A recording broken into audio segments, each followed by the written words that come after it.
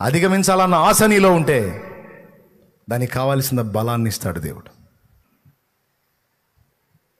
ప్రార్థనా జీవితంలో ఎదుగుబదుగు లేకుండా ఆగిపోయాను, ప్రార్థన ఒకప్పుడు చేశాను, ఇప్పుడు చేయలేకపోతున్నాను, వాక్యం చదివాను, చదవలేకపోతున్నాను, ఒకప్పుడు ఎంతో ఆత్మీయతలో మండాను, ఇప్పుడు ఎండిపోయాను, చల్లారిపోయాను అన్ను అంటున్నావా?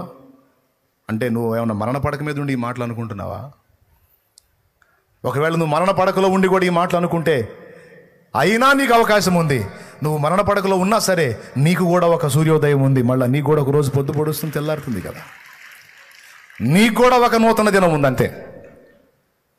నువ్వు కూడా దిద్దుకోవటానికి, సరి చేసుకోవటానికి, తిరిగి లేవటానికి, బలం పుంజుకోవటానికి, కోల్పోయిన శక్తిని మళ్ళా పొందుకోవటానికి శాంసన్ లాగా నీకు కూడా అవకాశం ఉంది. దావీదులాగా నీకు కూడా అవకాశం ఉంది. తేడాబడ్డాడు, సింహాసనం పోగొట్టుకున్నాడు, సరి చేసుకున్నాడు, మళ్ళీ ఎక్కాడు. తేడాబడ్డాడు, కళ్ళు పోగొట్టుకున్నాడు, సరి చేసుకున్నాడు, దేవుని శక్తిని వేడుకున్నాడు, శత్రు వినాశనాన్ని ఒక్క రోజులోనే మొత్తం వైనం చేశాడు.